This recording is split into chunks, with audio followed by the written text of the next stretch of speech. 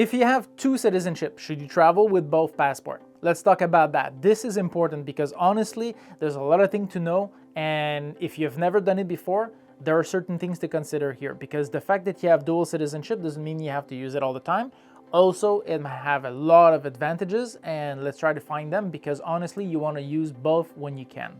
All right, so should you do it? Obviously, because there's a lot of advantages. Even the Vietnamese passport, which you need pretty much visa everywhere and anywhere, and it takes a lot of time. I can fly with my Canadian passport to the US, I can cross the border without any issue, I don't need a visa, I don't need anything, I just cross. A Vietnamese might take up to a year to get a US visa in order to go there. However, if you're a Vietnamese and you want to go to Cambodia, you want to go to Laos, you can just cross the border without any issue. As a Canadian, I have to apply for a visa. Of course, it's just a stamp at the airport that cost me about $30, but I still have to do it.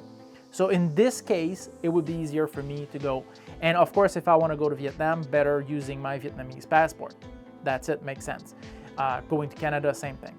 Now, what you would do, okay, if it's, for example, you're traveling from, let's say, Montreal to New York to Hanoi, Vietnam, you would use your Canadian passport to cross the US border in order to be able to go to New York, because you don't need a visa.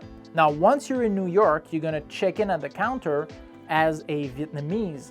That way, when you're gonna fly, they won't need to ask you if you have a visa, because you don't need one to fly to Vietnam or whatever countries that Vietnamese don't need visa for.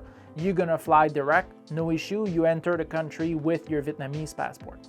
Now, the one thing that's a bit tricky here, that now you might expose yourself a little bit and you have to be careful, is this. When you're gonna leave Vietnam, if you go to fly to US, now you're gonna present your Canadian passport to fly to the US, and they might say, sorry, but you don't have your entry stamp in here.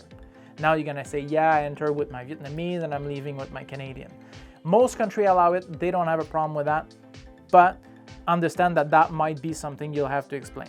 Other than that, that's pretty much the only disadvantage that I see. Now, the other thing to consider is visa length. Like, for example, let's say you apply for a G4 diplomatic visa to the US. They give you 5 years with the Canadian passport and only 1 year as a Vietnamese. So a Vietnamese, even though it works as a diplomat, same organization, same thing in the US, will have to renew their visa every single year. A Canadian, 5 years, no issues. So this is the thing you have to consider here. Which passport give you the most benefit? Check this out first. But having dual citizenship and 2 passports to travel, very, very little disadvantage, a lot of very good advantage. And that's it, guys. See you in the next video.